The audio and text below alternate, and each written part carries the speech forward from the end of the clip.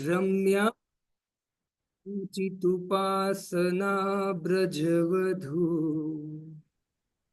वर्गेणिया कल्पिता। श्रीमद्भागवतं प्रमाण अमलम् प्रेमापुमर्थो महा। श्रीचैतन्य महाप्रभु मदइदम् तत्रादरो न पर। नमो विष्णुपादाय कृष्णपृष्ठाय भूतले श्रीमते भक्तिवेदांत स्वामिन् इति नामिने। नमस्ते सरस्वते देवे गौरवाणी प्रचारिणे निर्विशेष शून्यवादी पाश्चात्य देशतारिणे। जय श्री कृष्ण चैतन्य प्रभु नित्यानंद श्री अद्वैत गदाधर शिवासादि गौर भक्त वृंद। हरे कृष्ण हरे कृष्ण कृष्ण कृष्ण हरे हरे हरे राम राम राम हरे हरे। हरे कृष्ण हरे कृष्ण कृष्ण कृष्ण हरे हरे। हरे राम राम राम हरे हरे। हरे कृष्ण कृष्ण कृष्ण हरे हरे। हरे राम राम राम हरे हरे। श्रीमद् भागवतम स्कंद 3 स्कंद 1 अध्याय 3 श्लोक क्रमांक 42।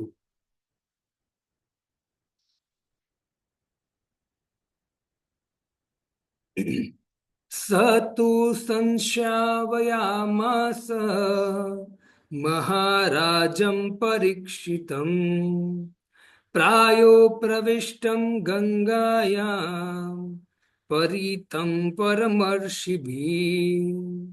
स तु संश्रावयामास महाराजं परीक्षितम् प्रायो प्रविष्टं गंगायां परीतं परमर्षिभिः। स तु संश्रावयामास महाराजं परीक्षितम् प्रायो प्रविष्टं गंगायां परीतं परमर्षिभिः। अनुवाद। व्यास के पुत्र सुखदेव गोस्वामी ने अपनी पारी में महाराज परीक्षित को भागवत सुनाई, जो तब निर्जल तथा निराहार रहकर मृत्यु की प्रतीक्षा करते हुए गंगा नदी के तट पर ऋषियों से घिरे बैठे हुए थे। हरे कृष्ण। तो सभी भक्तों का स्वागत है श्रीमद् भागवतम कक्षा में। पिछले श्लोक में हमने श्रवण किया कि भगवान से अभिन्न शब्द ब्रह्म स्वरूप श्रीमद् भागवतम भगवान के ही एक सत्यावेश अवतार शील व्यासदेव, जिसने कलयुग के अल्प ज्ञानी लोगों के लिए, अल्प स्मृति लोगों के लिए ये जो वेद है, वो वेदों का विस्तार करके उनको लिपिबद्ध किया, जिससे हम सब बारंबार उसको पढ़ के उनको याद रख के उस अनुसार जीवन व्यतीत करें, जिससे हमारा मन, बुद्धि, चेतना शुद्ध हो, भगवान में लगे, और अंत में हम पुनः अपने घर में प्रवेश करें। अपना घर क्या है? तो कहते भगवान का धाम। तो वेद व्यास जी ने बहुत कुछ लिखा, और अंत में उसने सार में समस्त वेद पुराण इतिहासा नाम सारम सारम श्रीमद् भागवतम, श्रीमद् भागवतम की रचना किया, लिपिबद्ध किया। अब वेद व्यास जी ने विचार किया कि मैंने इस समस्त जीवों के कल्याण के लिए भगवान की दिव्य सुंदर अमृतमय लीला को मैंने लिखा है श्रीमद् भागवतम में, और उनके भगवान की प्यारे, भगवान के प्रिय, जो भगवान के हृदय में रहते हैं, ऐसे भक्तों की भी लीला है श्रीमद् भागवतम में। और ये लीला को, कथाओं को, भगवान की और भगवान के भक्तों की लीला को श्रवण करेगा कोई जीव, तो निश्चित है उनका उद्धार हो जाएगा। तो वेद व्यास जी ने विचार किया कि भागवतम की तो रचना हो चुकी है, लेकिन अब मैं क्या करूं, किसको मैं सुनाऊं जिससे ये भागवतम आगे प्रचार हो। तो वेद व्यास जी ने एक पुत्र के लिए इच्छा किया, भगवान ने उनको पुत्र दिया जिसका नाम था शील सुखदेव गोस्वामी। तो शील सुखदेव गोस्वामी को श्रीमद् भागवतम का पठन कराया, पढ़ाया। भक्तों, श्रीमद् भागवतम जो है, सुखदेव गोस्वामी श्रीमद् भागवतम में आकृष्ट कैसे हुए? किसी को याद है? मैंने बहुत बार बोला है, श्रीमद् भागवतम पर आकृष्ट कैसे हुए हो?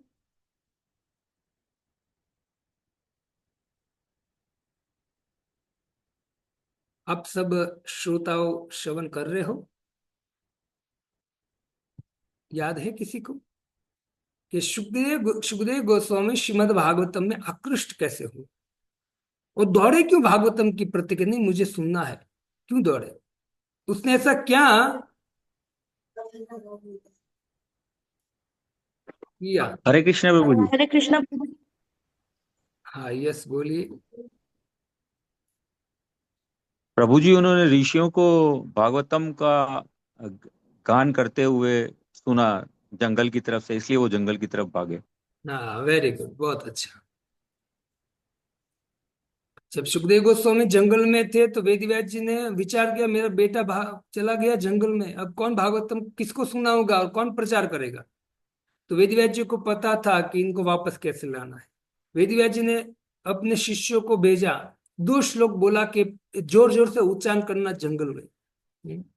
तो 2 श्लोक उच्चारण कर रहे हैं, एक तो भगवान के गुण का, मतलब दया का, और दूसरा भगवान के रूप का, है ना। 2 श्लोकों में, एक एक श्लोक में भगवान के रूप का वर्णन है, एक श्लोक में भगवान के गुण का, भगवान की दया का वर्णन है। वो 2 श्लोक जोर जोर से उच्चारण कर रहे थे। कौन से श्लोक है दोनों? याद है किसी को? थोड़े शब्द। हरे कृष्णा प्रभु जी। जी बोले माता। अहो बकीयम वाला श्लोक था प्रभु जी एक तो। हाँ, अहो बकीयम अहो बकीयम कूटम जिधासयाप्या यदप्य साध्वी लेभे गतिम द्रातचितम ततोन्य कम वा दयालु शरणं प्रपन्न। कैसा कौन दयालु है? ऐसा कौन दयालु हो सकता है जो कालकूट नाम का विष लेकर आई मारने के लिए, फिर भी भगवान को मारने के लिए आई थी, फिर भी भगवान ने उसको माता की गति दे दिया, अपना धाम दे दिया। तो ऐसा कम्बा दयालु, ऐसे दयालु कौन है? तो इस श्लोक सुना सुखदेव गोस्वामी ने कान से। दूसरा श्लोक कौन सा है?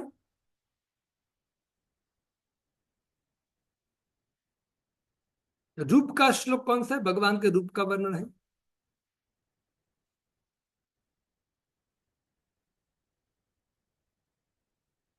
मैं आपको इसलिए सब पूछ रहा हूं क्योंकि आपको भी प्रचार करना चाहिए, प्रचार का अरेंजमेंट करना चाहिए, है ना, प्रयत्न करना चाहिए। तो दूसरा श्लोक है, वरहा पीडम नटवर वपु कर्णयो कर्णिकारम बिभ्रद वास कनक कपिसम वैजयंतीम च माला रंध्राण वेणु अधर सुदया पूर्णर गोप वृंद वृंदारण्य सपद रमणम प्राविशत कीर्त कीर्ति। भगवान जंगल से आ रहे हैं, धूलि दूषित उनके केश है, हाथ में बांसुरी है, गले में वैजंती माला है, एक कान में एक फूल है, सिर पर मोर मुकुट है, वरहा पीडम, मोर मुकुट है भगवान। तो सुंदर रूप का वर्णन, ये इतना सुनकर, रूप का वर्णन और गुण का वर्णन, दया का वर्णन सुनकर सुखदेव गोस्वामी श्रीमद् भागवतम के आकृष्ट हो गए। तुरंत उनको ढूंढा कि आप कहाँ से बोल रहे हो श्लोक, इतने सुंदर श्लोक है, मुझे आकृष्ट कर दिया, इतना नाम रूप गुण लीला कहाँ से आप श्रवण किया, श्लोक कहाँ मिलेंगे, और मुझे चाहिए श्लोक। तो बोले कि हे सुखदेव गोस्वामी, ये तो सैंपल है, ऐसे तो 18,000 श्लोक है। सुखदेव गोस्वामी के अच्छा, और सुखदेव गोस्वामी कहाँ कहाँ मुझे बताए, कौन मुझे सुनाएगा। तो बोले कि हमारे गुरु वेदव्यास। अरे वो तो मेरे पिता है। तो मैं आपको इसलिए सुनाया क्योंकि कोई व्यक्ति यदि भगवान में आसक्त हो जाए तो समझो उसके करोड़ों करोड़ों जन्म के भाग्य खुल गए हैं। और भगवान में जब आसक्त होना है आपको, तो भगवान में आसक्त होने का एक ही रीजन है, वो है भगवान के नाम रूप गुण लीला के श्रवण करना। लेकिन वो श्रवण करने में भी रुचि आएगी, और रुचि के द्वारा भगवान में प्रीति तभी हो सकती है जब हम उस शास्त्र के अनुसार सेवा करेंगे। शास्त्र के अनुसार एक्टिव होना बहुत जरूरी है, बहुत जरूरी है। तो यहाँ एक वही सिद्धांत है कि जब हम भगवान के नाम रूप गुण लीला को श्रवण करेंगे तो निश्चित है कि भगवान में हमारा प्रेम प्रीति हो जाएगी भगवान में, है ना। और वो भागवतम में रुचि कब आएगी? शिशुषु श्रद्धानस्य वासुदेव कथा रुचि स्यान महसेव्या विप्रा। जब कोई व्यक्ति भगवान के भक्तों की सेवा करेगा, भगवान के भक्तों के आदेश अनुसार कार्य करेगा, तो उनकी कृपा से उनको भागवतम में रुचि आएगी। वरना भागवतम पढ़ते पढ़ते सुनते सुनते भी कुछ समझ में नहीं आएगा। इससे हमें ऐसी कृपा प्राप्त करनी है कि स्वयं एवं स्फुरत्यद, स्वयं भागवतम हमारे सामने बोलना चालू करे। भागवतम ये जो संस्कृत के श्लोक है ना, वो बोलते हमारे सामने। हम विचार करते कि सतु संशावया मास महाराजम परीक्षा क्या है अर्थ, लेकिन जब आप अच्छी तरह से हरिनाम जपते हो, अच्छी तरह से प्रेम से सेवा करते हो, भक्तों के बताए अनुसार कार्य करते, तो ये शब्द है, ये भगवान साक्षात शब्द के रूप में, शब्द ब्रह्म स्वरूप है, और भगवान बोलेंगे आपके सामने। इससे श्रीमद् भागवतम को बोला है बोलते ठाकुर। तो बस यही कि सुखदेव गोस्वामी सुनने के द्वारा भगवान के नाम रूप गुण लीला में आसक्त हो गए। तो जैसे सुखदेव गोस्वामी आसक्त हो गए, वेदव्यास जी के पास आए, वेदव्यास जी को प्रणाम किया, वेदव्यास जी ने स्वागत किया उनका, बैठाया और भागवतम का श्रवण कराया। अब इस श्लोक में कहा गया है कि सतु संशावया मास के मतलब व्यासदेव के पुत्र ने तू पुनः सुनाया, किसको? महाराजम परीक्षितम। मतलब यहां ये सिखा रहे हैं कि जैसे वेदव्यास जी ने सुखदेव गोस्वामी को सिखाया, तो सुखदेव गोस्वामी ने अपने गुरु की इच्छा को जान लिया कि गुरु की इच्छा है कि उसने मुझे दिव्य भागवतम श्रवण कराया। गुरु की इच्छा है कि यही भागवतम में आगे लोगों को प्रचार करूं। इसे तुरंत कहते सतु मतलब स मतलब व्यासदेव के पुत्र, तू मतलब पुनः, पुनः उसने पुनः क्या किया? संशाव या माजर सुनाया, किसको? महाराजम परीक्षितम, महाराज परीक्षित को श्रवण कराया। तो हमें भी क्या करना है? सुनना है और फिर सुनाना है, सुनना है और सुनाना है, ये करना चाहिए। तो ये सीखने मिलता है। हमको भी क्या करना चाहिए? प्रीचिंग करना चाहिए। और प्रीचिंग करने के लिए बहुत हमको अच्छी तरह से श्रवण करना चाहिए। जैसा इनपुट होगा वैसा ही आउटपुट होगा। वरना अगर हमारा इनपुट ठीक नहीं होगा, हम सुनने के खातिर सुनते हो, इनपुट तभी ठीक हो सकता है भक्तों जब हम प्रैक्टिकल सेवा में लगते, तभी इनपुट सही हो सकता है। बाकी इनपुट सही नहीं होगा। आप यदि किसी को प्रचार भी करोगे, लोग आपकी बात हो सकता है थोड़ा सुन ले, लेकिन वो स्वीकार नहीं करेंगे। क्यों? क्योंकि हमारा इनपुट जो है वो सेवा के द्वारा इनपुट नहीं है। उससे बहुत सावधान रहना चाहिए। जैसा इनपुट होगा वैसा आउटपुट निकलेगा। जब इनपुट आप सेवा के द्वारा वैष्णव की कृपा लेने के लिए, गुरु की कृपा प्राप्त करने के लिए एक्टिव होकर प्रैक्टिकल सेवा करते करते भागवतम को ग्रहण करते हो, तो प्रैक्टिकल सेवा करते करते जब भागवतम अंदर उतरेगा तो भागवतम कृपा के द्वारा अंदर उतरेगा, और जब आप बोलोगे तब भी वो वैष्णव की कृपा के द्वारा बाहर निकलेगा और सामने वाला उसको एक्सेप्ट करेगा। सामने वालों को अच्छा लगेगा, नहीं नहीं मतलब कम से कम वो एक क्षण तो विचार ही करेगा कि नहीं वास्तव में सही बात है, करना चाहिए। फिर भले माया के अनुसार प्रभाव जब थोड़ा हट जाए न करे, लेकिन उनको थोड़े क्षण तो इच्छा हो ही जाएगी। इस भाव से हमको श्रवण कराना चाहिए। तो कहते हैं कि यही पुनः जो वेद व्यास जी ने श्रवण कराया था भागवतम, वो पुनः सुखदेव गोस्वामी ने किसको श्रवण कराया? परीक्षित महाराज को।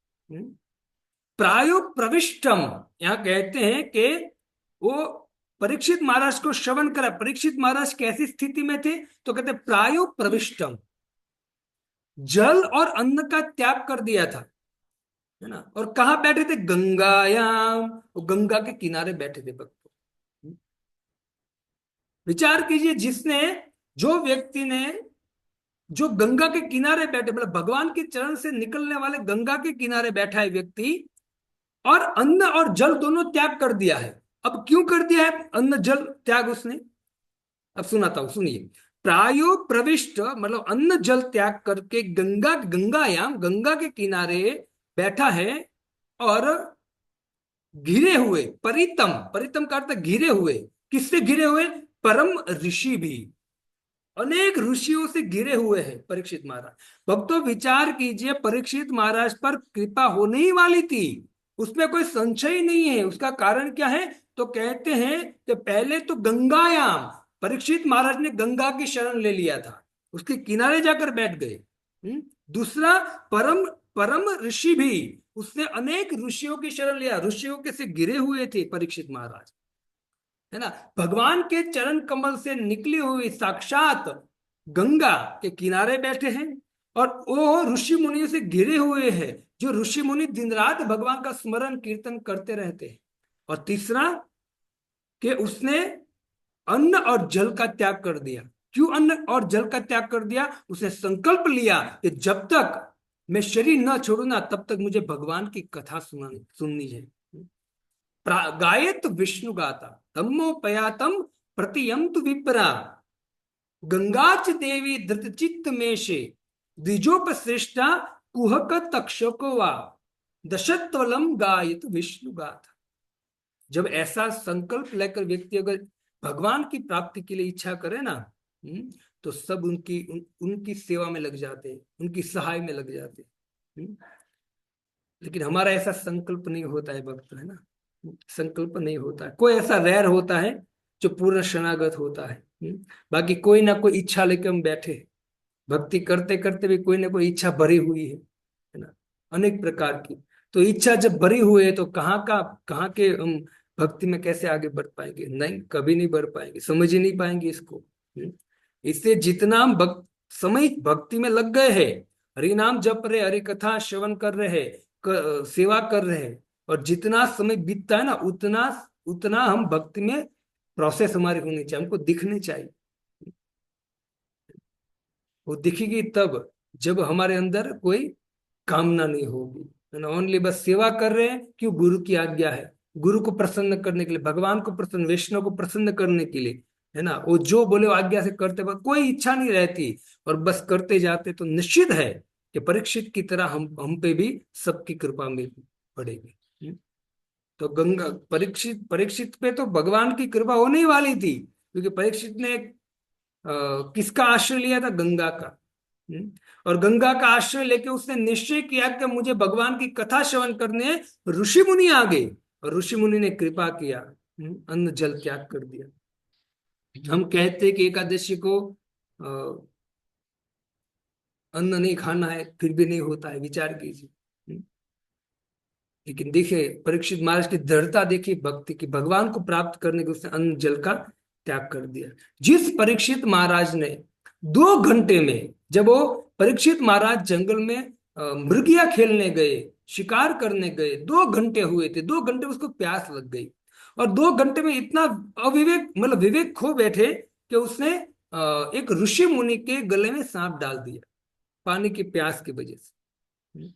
लेकिन अभी यहां देखिए भक्तों, है ना, 4-4 दिन हो गए, है ना, 7 दिन तक उसने न तो पानी पिया था न तो अन्न खाया था, है ना, वो 7 दिन तक रहे, 2 घंटे में पानी नहीं पिया तो उसने ऐसा कार्य कर दिया।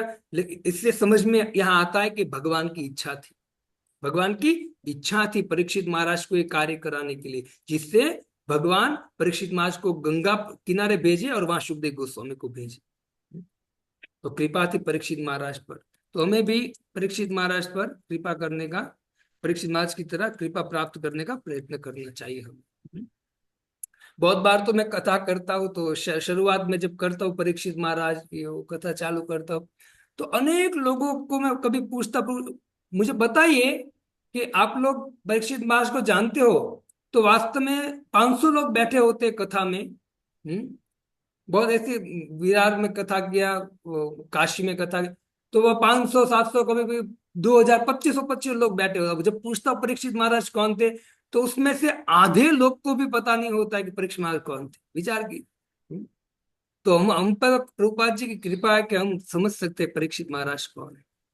तो ये जो श्लोक है उसके संस्कृत का अर्थ मैंने आपको समझा दिया है, ठीक है। सतु संशयावयामास, मतलब वेदव्यास जी के पुत्र ने पुनः संशयावयामास सुनाया, किसको? भागवतम महाराज परीक्षितम। और परीक्षित महाराज की स्थिति में थे, तो कहते हैं कि गंगायाम, गंगा के किनारे बैठे थे, और परितम परम ऋषि भी, और उनके इर्द गिर्द सब ऋषि मुनि बैठे थे, और उसने अन्न प्रायो प्रविष्टम, अन्न जल को त्याग कर दिया था, और उनकी एक ही इच्छा थी, हे ऋषि मुनियों, आप मुझे गायत विष्णु गाथा, भगवान कृष्ण विष्णु की कथा श्रवण कराइए। जब उनकी प्रबल इच्छा थी भगवान को प्राप्त करने की, भगवान की कथा श्रवण करने की, तो भगवान ने किसको भेजा? तो कहते भगवान ने अपने स्वरूप, स्वयं नंद नंदनस्तु शुकोयम रूपो अस्ति, भगवान ने अपने स्वरूप श्री सुखदेव गोस्वामी को परीक्षित महाराज के सामने रख दिया। तो ये है कृपा भक्ति। जब इच्छा करते हैं ना तो भगवान अरेंजमेंट करते, इच्छा तो करो। हमारी भौतिक संसार की वस्तु के लिए इच्छा होती है, भगवान कहाँ से आएंगे, कहाँ से भेजेंगे लोगों को, भक्तों को? और अगर भेज दिया है तो हम उसको ठीक से ग्रहण नहीं करते, दुर्भाग्य है हमारा। आइए तात्पर्य पढ़ते। मैं एक निवेदन करूंगा कि ये तात्पर्य कोई पढ़ सकता है, एक एक पैराग्राफ को एक व्यक्ति एक पैराग्राफ पढ़ेगा, दूसरा पैराग्राफ को हरे दूसरा। कृष्णा बोल। यस, पढ़िए प्रभु। सारे दिव्य संदेश शिष्य परंपरा की श्रृंखला से उचित ढंग से प्राप्त किए जाते हैं। यह शिष्य यस श्रृंखला यस यस परंपरा कहलाती है। यस। जो पहली लाइन देखिए जब कि तक आपको अगर उचित ढंग से भागवतम श्रवण करना है तो कहाँ जाना पड़ेगा? गुरु शिष्य परंपरा के अंतर्गत आपको श्रवण करना पड़ेगा, तभी आप उचित ढंग से भागवतम समझ पाओगे। यस, और आगे बढ़िए। जब तक भागवत को या अन्य किसी वैदिक ग्रंथ को परंपरा पद्धति से ग्रहण नहीं किया जाता है, तब तक उसे प्रामाणिक नहीं माना जाता है। Yes yes yes yes yes. जब तक भागवतम को या व्यासदेव अन्य, एक मिनट प्रभु, जब तक भागवतम को या अन्य किसी वैदिक ग्रंथों को परंपरा पद्धति से ग्रहण नहीं किया जाता, तब तक उसे प्रामाणिक नहीं माना जाता है। कथा तो बहुत सारे करते हैं, लेकिन जब तक कोई व्यक्ति परंपरा के द्वारा जब ये भागवतम को ग्रहण नहीं करता है तो प्रामाणिक नहीं माना जाता है। इसे तो आप देखिए, भागवतम मैंने कल ही चर्चा किया, भागवतम कितने लोग पढ़ते हैं लेकिन सुधार नहीं है। लेकिन ऐसी भक्ति वेदांत स्वामी शिल प्रभुपाद जी जो भगवान से परंपरा आई है, उस परंपरा के द्वारा जब श्रीमद् भागवतम का गान किया, गीता का गान किया, आप देखिए इस्कॉन संस्था के द्वारा करोड़ों लोग गीता और भागवतम प्रभुपाद जी के तात्पर्य पढ़ के इस्कॉन में भक्ति कर रहे हैं, हरिनाम जप रहे हैं। उसका कारण क्या है? तो कहते हैं कि गुरु शिष्य परंपरा। इसे हर व्यक्ति को गुरु शिष्य परंपरा भक्ति में आगे बढ़कर गुरु शिष्य परंपरा में बड़े नम्रता से गुरु का आश्रय धारण करना चाहिए, दीक्षा लेनी चाहिए, है ना। मैं एक वीडियो कभी दिखाऊंगा, उसमें शिव जी के कोटेशन के द्वारा एक संत कहते हैं कि शिव जी खुद कहते हैं कि हर व्यक्ति को मनुष्य जीवन मिला है, उनको आध्यात्मिक जीवन जीते दीक्षा लेना बहुत जरूरी है। अगर उसकी दीक्षा वो नहीं लेता है तो उसकी क्या गति होती है, वो स्वयं शिव जी कहते हैं पद्म पुराण में, या कोई एक पुराण है मुझे एग्जैक्ट पता नहीं, शायद पद्म या स्कंद पुराण में बोलते हैं शिव जी खुद। तो हर व्यक्ति को परंपरा के द्वारा ज्वाइंट होना चाहिए। परंपरा के द्वारा जब व्यक्ति दीक्षा लेता है तो डायरेक्ट भगवान के साथ उसका संपर्क हो जाता है। अच्छा, और आगे पढ़िए। व्यासदेव ने यह संदेश सुखदेव गोस्वामी को प्रदान किया और सुखदेव गोस्वामी ने इसे सूत गोस्वामी ने प्राप्त किया। हम्म सुखदेव गोस्वामी से इसे सूत गोस्वामी जी ने प्राप्त किया। हाँ, तो एक परंपरा अतः हो गई। भागवत, अभी अभी सुखदेव गोस्वामी किसको सुना रहे हैं? परीक्षित महाराज को सुना रहे हैं। पहले वेदव्यास जी ने सुखदेव गोस्वामी को सुनाया, अभी सुखदेव गोस्वामी परीक्षित को सुना रहे हैं। लेकिन परीक्षित के बाजू में कौन बैठे था? सूत गोस्वामी बैठे थे। वही सूत गोस्वामी आगे जाकर 28,000 ऋषि मुनियों को सुनाएंगे। तो ये परंपरा है। ये परंपरा के द्वारा हम अभी जो भागवतम श्रवण कर रहे हैं वो किसके मुख से निकला हुआ भागवतम श्रवण कर रहे हैं? तो कहते हैं सूत गोस्वामी ने जो भागवतम 88,000 ऋषि मुनियों को बोला था, वही भागवतम वेद व्यास जी ने लिपिबद्ध किया था, है ना, वही हम श्रवण करें। तो ये परंपरा के द्वारा हम Shrimad Bhagavatam as it is श्रवण कर रहे हैं। इससे आप जो है आपको रुचि आ रही होगी भागवतम में, और इच्छा होती होगी कि नहीं हम भी जब हरिनाम कीर्तन करें, हम भी कथा श्रवण करें, हम भी जप करें। क्यों? क्योंकि परंपरा से आया हुआ है। ओके, पढ़िए आगे। अतः भागवत का संदेश सूत गोस्वामी या उनके प्रतिनिधि से ही प्राप्त करना चाहिए, किसी अप्रासंगिक व्याख्याकार से नहीं। वेरी गुड, समझ में आ गया होगा आपको। तो ग्रहण करना चाहे सूत गोस्वामी जैसे प्रामाणिक प्रतिनिधि से। ओके, दूसरा पैराग्राफ कौन पढ़ेगा? हरे कृष्णा प्रभु जी। आप पढ़िए प्रभु। महाराज परीक्षित को अपनी मृत्यु की सूचना समय से प्राप्त हो गई थी, अतः उन्होंने अपना राज्य तथा परिवार छोड़ दिया हाँ देखो, सुनिए और ध्यान, आम्र है ना। उनको ये बहुत सुनने लायक बात है कि उनको पहले से पता चल गया था, उनको मृत्यु की सूचना मिल गई थी, है ना। इससे परीक्षित मां तो भाग्यशाली थे, उनको सूचना मिल गई 7 दिन है मेरे पास। हमारे पास एक क्षण भी नहीं है, कब अटैक आ जाएगा कोई निश्चित नहीं है ना। इससे हमें सावधान रहने की जरूरत है कि जितना भी समय बचा है हम क्या करें? परीक्षित महाराज की तरह भगवान की कथा श्रवण करें, भगवान की सेवा करें, भगवान के भक्तों से मिलन रखें और उनके संग में रहते थे भक्ति करें। ये बुद्धिशाली व्यक्ति का काम है। हाँ, राज्य तथा परिवार छोड़ दिया, फिर और आमरण उपवास करते हुए वे गंगा के किनारे जा बैठे। उनकी राजसी स्थिति के कारण सारे ऋषि मुनि, चिंतक, योगी आदि वहां पहुंच गए।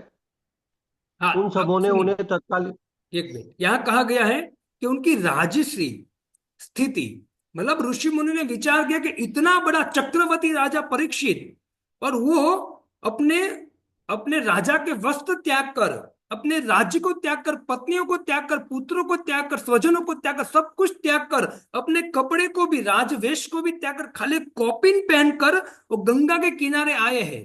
तो निश्चित है कुछ भगवान की इच्छा है। समझ में आया? ऋषि मुनि क्यों आए? उसका कारण ये है कि इतना बड़ा राजा है परीक्षित, और परीक्षित भगवान का भक्त है, उसने सब कुछ त्याग कर दिया और गंगा के किनारे कॉपिन पैर के बैठा है। तो निश्चित है कि भगवान कुछ यहाँ अरेंजमेंट करने वाले हैं। जैसे तुरंत सभी ऋषि मुनि कहां पहुंच गए? तो कहते परीक्षित महाराज के पास पहुंच गए। यस, आगे बढ़िए। उन सबों ने उन्हें उनके तात्कालिक कर्तव्य के बारे में कई सुझाव दिए और अंत में तय हुआ कि वे सुखदेव गोस्वामी से भगवान कृष्ण के विषय में सुने। इस प्रकार उन्हें भागवत की कथा सुनाई गई। हाँ, पहले जब आए परीक्षित महाराज, तो परीक्षित महाराज के सामने ऋषि मुनि थे। तो ऋषि मुनियों ने कहा कि हे महाराज, आप यज्ञ कीजिए, आप तपस्या कीजिए, आप अनुष्ठान कीजिए, अनेक प्रकार का सब कुछ कहा कि ये कीजिए वो कीजिए।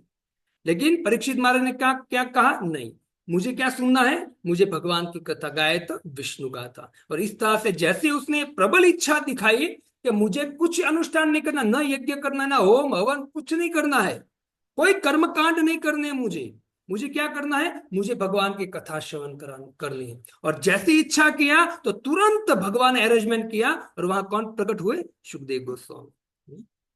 ओके, आगे बढ़े। तीसरा पैराग्राफ कौन पढ़ेगा? हरे कृष्णा प्रभु जी, दंडवत प्रणाम। आप पढ़िए।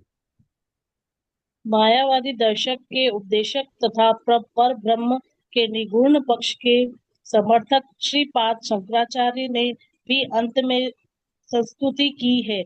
कि मनुष्य को भगवान श्री कृष्ण के चरण कमलों की शरण ग्रहण करनी चाहिए, हाँ, यस यस, क्योंकि तो जी शंकराचार्य जो है वो साक्षात शिव जी थे और निराकारवाद का प्रचार करने आए थे। मैंने आपको ये श्रवण कराया पहले, है ना। तो उसने भी जाते जाते शंकराचार्य ने बोला था कि हमको किसकी शरण लेनी चाहिए? कृष्ण की शरण लेनी चाहिए, है ना।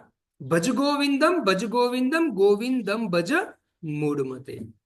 ठीक है, तो शंकराचार्य कोई सामान्य व्यक्ति नहीं थे, साक्षात शिव जी थे। भगवान का संदेश लेकर वो आए थे, वो काम करके जा रहे थे तो सबको लास्ट बात बता के चले गए कि गोविंद का भजन करो, हे मूढ़, गोविंद का भजन करो। ओके, पढ़िए आगे। क्योंकि वाद विवाद करने से किसी लाभ की आशा नहीं है। हाँ, तर्क उन्होंने करने से, अप्रत्यक्ष तर्क नहीं करना चाहिए। कोई व्यक्ति आपके सामने तर्क नहीं करना, उससे कोई क्या बोलता है, तात्पर्य निकलेगा नहीं, सार नहीं निकलेगा, कुछ समझ ही नहीं पाओगे। इसे कोई व्यक्ति से तर्क नहीं करना है। बहुत अनेक लोग तर्क करते रहते कि भगवान ऐसे हो गए, ऐसा होगा, ऐसे धर्म धर्म की बात, लेकिन ऐसे से दूर रहना चाहिए, भाग जाना चाहिए वहां से। अच्छा, आगे। उन्होंने अप्रत्यक्ष रूप से यह स्वीकार किया कि वेदांत सूत्र की उन्होंने जो अलंकारमयी व्याकरणिक व्याख्या की है, उससे मृत्यु के समय कोई सहायता नहीं मिल सकती। आसन्न आसन्न मृत्यु के निर्णायक समय पर ये मनुष्य को अलंकार में गोविंद जो है ना, नाम का अलंकारमय व्याख्या, अलंकारमय व्याख्या का अर्थ है, भागवत गीता में आप दूसरा अध्याय पढ़ोगे ना, तो उसमें अलंकार व्याख्या मतलब क्या है कि शास्त्र में अलंकार व्याख्या उसको कहा गया है कि जो शास्त्र में लिखा है कि आप इस ये देवता की पूजा करोगे तो आपको ये मिलेगा, आप ये देवता की पूजा करोगे तो ये मिलेगा, मतलब आप कर्मकांड करते हो, उसको अलंकारमय भाषा बोला गया है। और जो व्यक्ति उस अलंकारमय कर्मकांड में फंसा रहता है, उसको मृत्यु के समय कोई सहाय नहीं मिलती, याद रखना। बहुत सुंदर बात है, मृत्यु के समय ऐसे व्यक्ति को कोई सहाय नहीं मिलती है और तुरंत दूसरे जन्म मृत्यु के चक्र में आगे बढ़ता जाता है। उनको कोई मृत्यु के समय भगवान से कोई सहाय नहीं मिलती है ना। इससे सावधान, अलंकारिक भाषा में नहीं, अलंकार में व्याख्या है उसमें प्रवेश हमको नहीं करना। हमको कौन सी व्याख्या में प्रवेश करना है? भगवान ने जो भक्ति में व्याख्या किया गीता भागवतम रामायण में, और जो अनेक संतों ने भक्ति सिखाई है, उसके अंदर हमको प्रवेश करना चाहिए। पढ़िए, आसन्न मृत्यु। आसन्न मृत्यु के निर्णायक समय पर मनुष्य को गोविंद नाम का जप अवश्य करना चाहिए। यही सभी बड़े बड़े आध्यात्मिकवादियों का कहना है। बहुत काल पूर्व श्री सुखदेव गोस्वामी ने इस सत्य की पुष्टि की कि अंत समय में मनुष्य को श्री नारायण का स्मरण करना चाहिए। एक मिनट। यही समस्त एतावान, जी सुखदेव गोस्वामी, एतावान सांख्य योगाभ्याम, है ना, अंते नारायण स्मृति, कि हर व्यक्ति को समझ लेना चाहे कि अंत में हमको भगवान की स्मृति करनी है और इस अनुसार पूरा जीवन व्यतीत करना चाहिए, बहुत ध्यान पूर्वक भक्ति करनी चाहिए। यही शास्त्र का सार है ना। और ये जब करेंगे तो जब आप अलंकारमय वस्तु है उनके पीछे पड़े, वो सब कुछ प्राप्त हो जाएगा। खाली करना क्या है, लास्ट में भगवान का नाम उच्चारण होना चाहिए। अगर आप भगवान का नाम उच्चारण नहीं होता है, भगवान की सेवा पूजा नहीं कर रहे हो, भक्ति नहीं कर रहे हो और अलंकारमय व्याख्या में पड़े रहते हो, तो अंत में अधोगति निश्चित है। इसे लास्ट में भगवान गोविंद का नाम मुख से निकलना चाहिए। ऐसा हमको पूरा जीवन प्रैक्टिस करना चाहिए भक्तों के संग में रहते हुए। यस, पढ़िए। यही समस्त आध्यात्मिक कार्यों का सार है। इसी शाश्वत सत्य के पालन हेतु महाराज परीक्षित ने श्रीमद् भागवतम सुना और सुयोगशील सुखदेव गोस्वामी ने उन्हें इसे सुनाया। श्रीमद् भागवतम संदेश के वक्ता तथा श्रोता दोनों एक ही माध्यम से मुक्ति पा गए। दोनों ने मुक्ति पाई, है ना। मैंने आपको बोला था संडे को ही कि श्रवण, कोई व्यक्ति 9 भक्ति का पालन करता, 9 भक्ति में से एक भक्ति का परफेक्ट पालन करेगा, भगवान के धाम में चला जाएगा। तो परीक्षित महाराज ने श्रवण भक्ति का परफेक्ट पालन किया, भगवान के धाम में चले गए, और सुखदेव गोस्वामी ने कीर्तन भक्ति का परफेक्ट पालन किया, भगवान के धाम में चले गए। दोनों एक सेम मुक्ति को प्राप्त हो गई। इसे 9 भक्ति हम जब करते, श्रवण कीर्तन स्मरण पाद सेवन अर्चन वंदन दास्य साक्ष्यम आत्मा और आत्मनिवेदन, 9 प्रकार की भक्ति है। उसमें से कोई एक को आपने पकड़ लिया दृढ़ता से तो आप मुक्त हो जाएंगे। लेकिन प्रभुपाद जी खुद कहते कि कलयुग होने के कारण भगवान, प्रभुपाद जी कहते मैंने ऐसे अरेंजमेंट करके दिया कि आप सब कुछ करो, सब कुछ करो, क्योंकि हमारी मन इतना विचलित है कि आप नौ के नौ भक्ति का पालन करने का प्रयत्न करो, क्योंकि ये सुविधा प्रभुपा जी ने दिया है।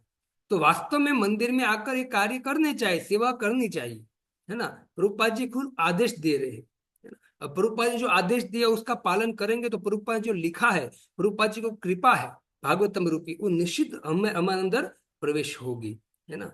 तो खाली पढ़ने सुनने से नहीं होता है ना। उनको आपको आत्मसात करने के लिए हमको सेवा करना बहुत जरूरी है, आज्ञा का पालन करना जरूरी। मैंने आपको पहले बोला था कि व्यक्ति घर पे बैठे बैठे श्रवण कीर्तन करता रहेगा तो चलो अपना तो उद्धार कर लेगा, एक गुरु से दीक्षा लिया है तो गुरु की क्या सेवा कर रहा है? गुरु की सेवा तभी कर पाएगा व्यक्ति जब मंदिर में आएगा। जो गुरु ने मंदिर का निर्माण किया है, सेंटर खोला है प्रचार करने के लिए, तो मंदिर में आएगा, मंदिर की सेवा करेगा और प्रचार के लिए बाहर जाएगा, लोगों को भक्ति में लगाने का प्रयत्न करेगा। तो उनको नहीं आता है भक्ति में लगाने का, तो जो लगा रहा है भक्ति में प्रचार, उसकी सेवा, उसकी हेल्प करनी चाहिए। तो ये गुरु की सेवा है। तो ये सब करेंगे, बस ये सब एक एक तार एक ही है भगवान की भक्ति, लेकिन आजू बाजू के जो तार है उसको जोड़ना है हमको, तभी जाके जो बीच वाला तार है ना एकदम पावरफुल हो जाएगा, तो सीधा हम भगवान के धाम में चले जाएंगे। इसलिए आप कहते हैं कि इस शाश्वत सत्य के पालन हेतु महाराज परीक्षित ने श्रीमद् भागवतम सुना और सुयोग्य सुखदेव गोस्वामी ने उन्हें सुनाया। तो श्रवण कीर्तन दोनों ने किया और दोनों कहाँ गए? भगवान के धाम। दोनों को स्वयं मुक्ति मिली, दोनों को भगवान का धाम मिला। तो हमें भी क्या करना चाहिए? देखो कितना सुंदर तात्पर्य लिखा है भक्तों। मैंने आपको बहुत बार बोला है, ये मेरा अनुभव की बात है भक्तों। मैंने वास्तव में भगवान की कृपा से, गुरु की कृपा से मुझे रुचि थी तो मैंने बहुत कुछ पढ़ा है, लेकिन मैंने लास्ट में एक कंक्लूजन मेरे दिमाग में आ गया कि देखो वेद पुराण अनेक है और उनका यदि पठन करेंगे, पूरे वेद पढ़ लेंगे या पूरे पुराण पढ़ लेंगे, है ना, लेकिन जब प्रभुपाद जी के तात्पर्य पढ़ते हैं ना तो पता चलता है कि जो वेद में, जो पुराण में लिखा है उसका सार तो श्रील प्रभुपाद जी एक ही पैराग्राफ में दे देते हैं। सोचिए आप, कितने शार्प बुद्धि है प्रभुपाद जी के हमारे शास्त्र के प्रति, हम पर कितनी कृपा है प्रभुपाद जी की, है ना। इससे हमारे प्रभुपाद जी के शिष्य हैं जिसका नाम है जयप्रताप का परम पूज्य जयप्रताप का स्वामी महाराज।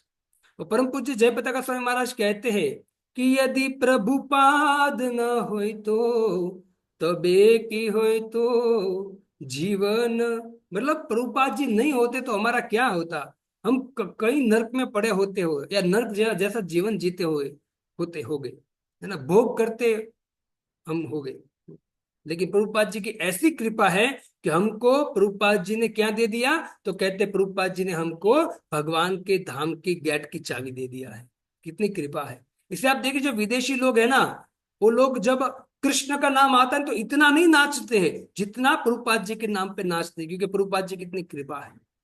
इससे भक्तों प्रभुपाद जी की इच्छा है ना, हमको ये प्रभुपाद जी ने दिया है, तो हमारा भी कर्तव्य क्या है कि प्रभुपाद जी के प्रति हम आत्मसमर्पण करें और उनकी आज्ञा का पालन करते हुए हम जो भी भगवान ने दिया है ना उसके अनुसार प्रचार करने का, और प्रचार जो कर रहा है उनको हेल्प करने का प्रयत्न करना चाहिए, है ना। तभी प्रभुपाद जी प्रसन्न हो गए। यदि हमसे प्रभुपाद जी प्रसन्न हो गए तो निश्चित है किसी की ताकत नहीं है कि हमको भगवान के धाम में जाने से रोक सके। तो इसी भक्ति वेदांत स्वामी शील प्रभुपाद की जय। जय। यही समाप्त करूंगा, वाणी को विराम देता हूँ। कल पुनः मिलेंगे और पुनः हम इस तात्पर्य को पढ़ के आगे बढ़ेंगे, ठीक है।